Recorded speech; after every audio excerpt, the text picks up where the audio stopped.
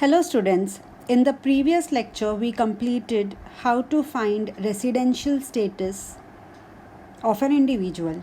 In today's lecture we will study incidence of tax, that is scope of total income.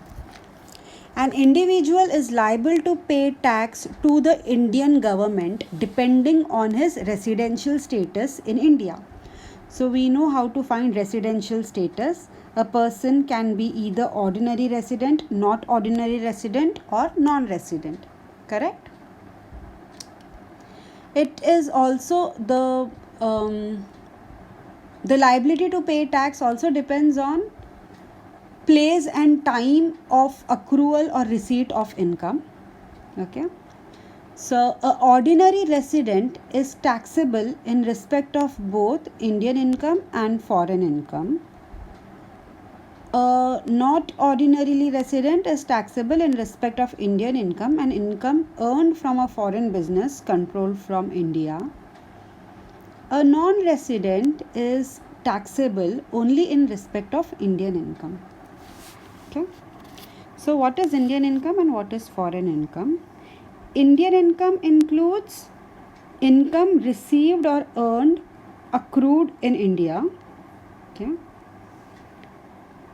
Earned means, okay. So, income received or earned in India is Indian income. Income deemed to be received or deemed to be earned in India is Indian income. What is foreign income? Income which is earned and received outside India is foreign income. Okay. So, this table will help you to solve these kind of problems. The problems comes for 16 marks in the exam. Okay. So Indian income for ordinary resident it is taxable, for not ordinary resident it is taxable, for non-resident also it is taxable. Foreign income control from India, for ordinary resident it is taxable, for not ordinary resident it is taxable, for non-resident it is not taxable. Foreign income is taxable in case of ordinary resident. For not ordinary resident it is not taxable. For non-resident also it is not taxable. So this table is very important. While solving the problems you have to just find out whether it's Indian income, foreign income or foreign income controlled from India. Okay. So mark a star for this table. Okay. With the help of this table we are going to solve 16 marks problem. Okay. So what is Indian income? You know, if income is received in India, earned in India, deemed to be received in India or deemed to be earned in India, it is Indian income. Okay. Foreign income is an income which is earned outside India and received also outside India. Got it? And foreign income controlled from India, it will be given in the question whether it is controlled from India or not. Okay. So let's solve the first problem. From the following information, compute the gross total income of Mr. Amarnath for the previous year 1920 if he is ordinary resident, not ordinary resident, non-resident. Okay. So first point, profit from business in Baghdad received in India. So business is in Baghdad, which is outside India, but income is received in India. Okay, because income is received in India, so it becomes Indian income. Okay, so it would be taxable. For ordinary resident also it is an Indian income, so taxable. Okay, next, income from agriculture in Bangladesh remitted to India. Remitted means sent to India. Okay, so you might have earned income outside India and you have sent it to India. It doesn't become Indian income. Okay, remitted to India is sent to India, which is, it does not make it Indian income. It is just sent to Indian income. I might have earned, I stayed abroad, I earned there, I received also abroad. The money becomes foreign income and I send it to India. So that income does not become foreign income. Okay, only if you have earned income in India and received also in India, then only it is Indian income. Okay, or earned in India or you have received in India, it becomes Indian income. Okay, if you have remitted to India, still it is a foreign income. So next point, income from house property in Burma deposited in Indian bank there. So income from house property in Burma. So house property is outside India. Deposited in Indian bank there means a bank is in Burma, and you have deposited money also in Burma only. Okay, so whether the bank is Indian bank or foreign bank, it doesn't matter. Okay, so wherever is the branch, you have to see that. So if branch is in India, then that means you have received in India. If the branch is abroad, so you have received abroad. So in this case, income of house property in Burma deposited in Indian bank there. So the bank is Indian bank, but the branch is in Burma. That means you have received also in Burma. So that's why this becomes foreign income. So for ordinary resident, it is taxable. For not ordinary resident or non-resident, it is not taxable. So taxable, not taxable, not taxable. Okay. Next, income from agriculture in Bangladesh remitted to India 12,000. So income from agriculture in Bangladesh. So income earned in Bangladesh. So it is a foreign income. Okay. So remitted to India means sent to India. Still it is foreign income. It is just sent to India. It is not received in India. So taxable, not taxable, not taxable. Okay. It is a foreign income. Next, agricultural income earned in India is exempt, but agricultural income earned outside India is taxable. Okay. Next, profit from business in England 25,000. The business is controlled from Delhi. Okay. So profit from business in England, this makes it a foreign income. The business is controlled from Delhi. Delhi is in India, right?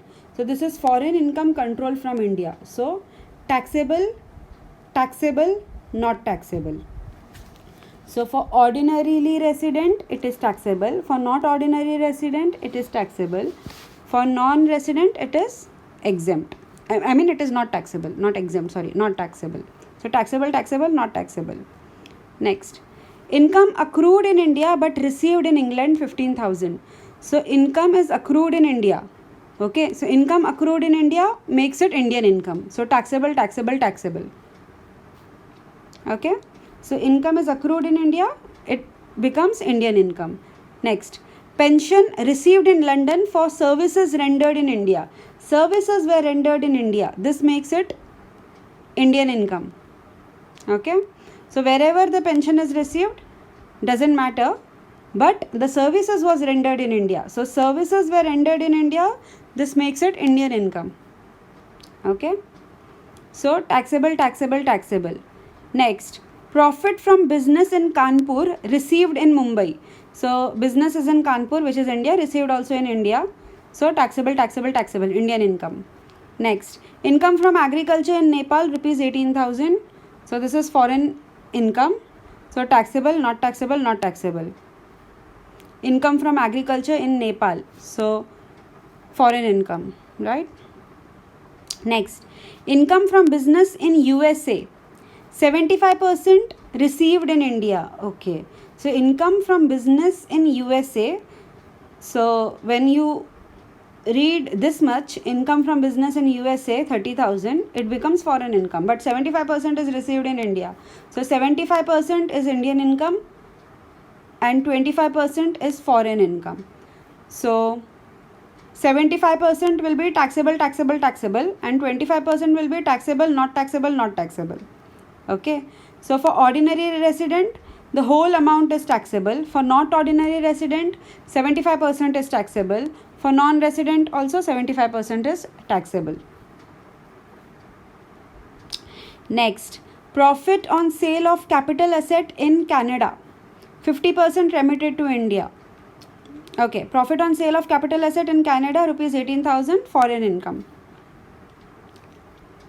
So taxable, not taxable, not taxable.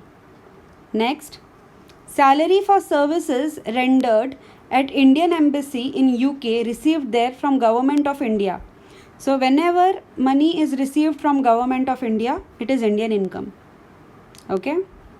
Whenever money is received from Government of India, it is Indian income.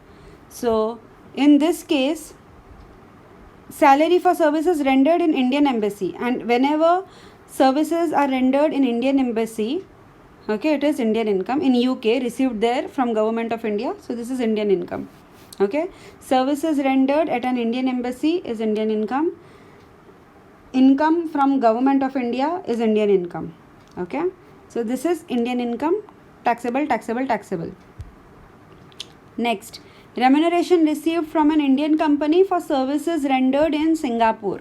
So remuneration received from an Indian company for services rendered in Singapore. So services is rendered in Singapore, credited to his bank account in Singapore. So received also in Singapore. Services rendered in Singapore, that means money is earned in Singapore. Correct? Company is Indian, that is okay. But where the services were rendered? Services were rendered in Singapore. That means money was earned in Singapore, okay, and received also in Singapore, credited to his bank account in Singapore 20,000. So received also in Singapore, right? So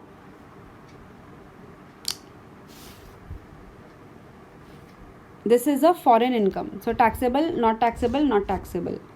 Next, salary from an Indian employer for services rendered in South Africa. Salary from an Indian employer for services rendered in South Africa, directly deposited by the employer to his bank account in India. Okay, so services are rendered in South Africa. This is actually a foreign income, but in the bracket it is given that the money is received in India, directly deposited by the employer to his bank account in India. So bank account is in India, that means the money is received in India. So because the money is received in India, so that makes it Indian income. So taxable, taxable, taxable. Next, dividend received from Indian company. So whenever dividend is received from an Indian company, it is exempt. So exempt, exempt, exempt. Okay. Interest on POSB account rupees 3,500. So interest on POSB account up to 3,500 is exempt. So this is 3,000. So exempt, exempt, exempt. Okay. Next, dividend from French company received in London. So dividend from foreign company is taxable. Okay. Received in London. So for dividend received from foreign company is foreign income. Okay. Received from London, received also outside India, so foreign income. So taxable, not taxable, not taxable. Okay. Income from business in Sri Lanka but controlled from India, remitted to India 15,000. So this is foreign income controlled from India. So taxable, taxable, not taxable. Next, gift from friend on occasion of marriage anniversary worth 60,000. So whenever a friend gives a gift up to 50,000, okay, is exempt. If the gift is more than 50,000, the whole amount is taxable. So in this case, okay, a friend is gifting a gift from a friend on occasion of marriage anniversary worth 60,000. The amount is more than 50,000. So the whole amount 60,000 would be taxable. Okay. So gift received from relative is exempt. Gift received from friend up to 50,000 is exempt. If it is more than 50,000, then the whole amount is taxable. Gift received on occasion of marriage is also exempt. Okay. Next. So in this case, point number R, gift from friend on occasion of marriage anniversary worth 60,000. In this case, the amount is more than 50,000 and the occasion is marriage anniversary, not marriage. Okay. So gift from friend on occasion of marriage will be exempt. Now in this case, taxable, taxable, taxable. Okay, because amount is more than 50,000. Next, past untaxed foreign income brought into India during the previous year. So past untaxed foreign income brought into India during the previous year is exempt. So exempt, exempt, exempt. Okay. So let's go through the answer. So computation of gross total income of Mr. Amarnath for the previous year 2019-20. So profit from business from Baghdad received in India. So received in India. So Indian income. That's why taxable, taxable, taxable. 10,000, 10,000, 10,000. Right? Income from house property in Burma deposited on Indian bank there. Okay. So deposited also there. Received also there. Okay. So earned also outside India. So taxable, not taxable, not taxable. Next, income from agriculture in Bangladesh remitted to India. So taxable, not taxable, not taxable. Right? Because it is foreign income. Next, profit from business in England controlled in Delhi. So foreign income controlled from India. Taxable, taxable, not taxable. Income accrued in India received in England. So income is accrued in India, so Indian income. Accrued in India, so Indian income. So taxable, taxable, taxable. Pension received in London for services rendered in India. Services are rendered in India, Indian income.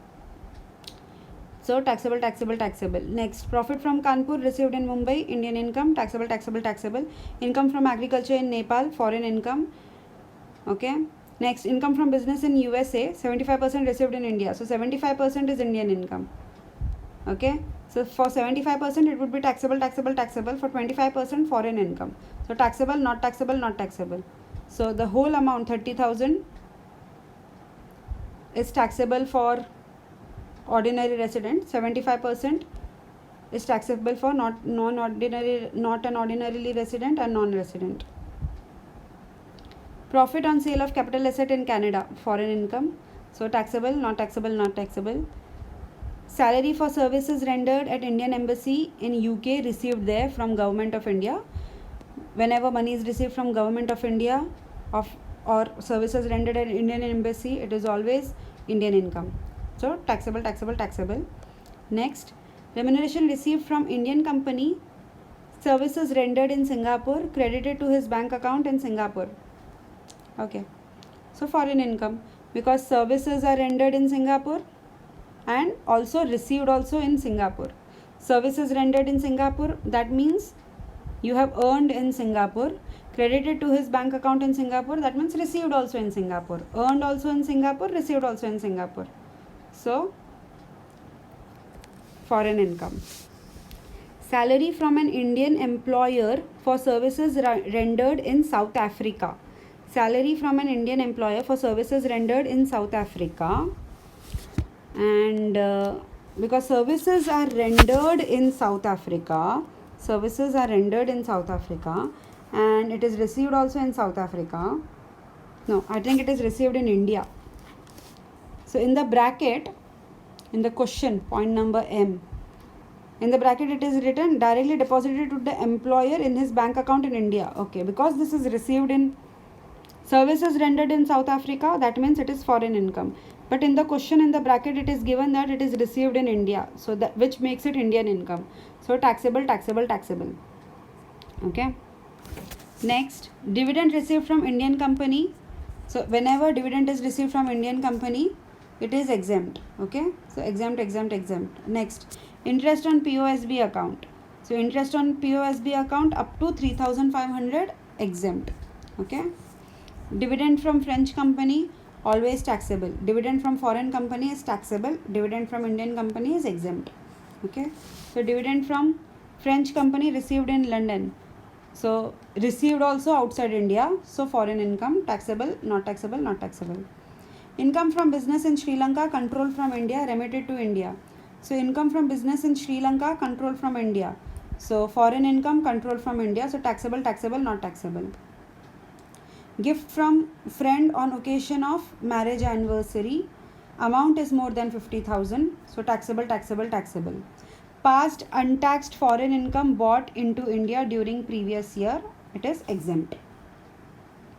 Okay. So we have solved the first problem. I believe everybody has understood. Okay. We will solve a few more problems which will clear all your doubts. Okay. That's it for the day, students. Have a great day. Thank you very much. You just have to remember, for scope of total income, you just have to remember this table. If it is Indian income, then taxable, taxable, taxable. If it is foreign income control from India, taxable, taxable, not taxable. If it is foreign income, taxable, not taxable, not taxable. Okay. What is Indian income? If income is received in India, it is Indian income. If income is earned in India, it is Indian income. If income is deemed to be received in India, it is Indian income. If income is deemed to be earned in India, it is Indian income. What is foreign income? If the income is earned in India and if the income is earned and received outside India, both, okay, income is earned also outside India and received also outside India, then it is foreign income. Okay. There are few incomes which is exempt from tax. For example, agricultural income earned in India is exempt from tax. Gift from relative is exempt from tax. Past untaxed foreign income brought to India is exempt from tax. Okay. There are the things which are exempt from tax you will be learning in the third chapter. Okay. In the next chapter you will be learning in detail. Okay. So as there are few incomes, and gift from relative is exempt from tax. Gift on occasion of marriage is exempt from tax.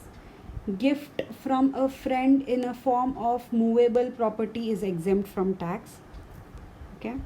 So there are few items which are exempt from tax, which we'll be learning as it comes. Okay.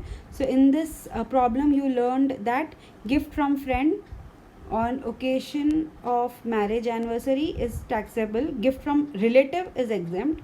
Gift from non-relative, if the amount is more than 50,000, okay, the whole amount is taxable. Okay. That's it for the day, students. Have a great day. Thank you very much.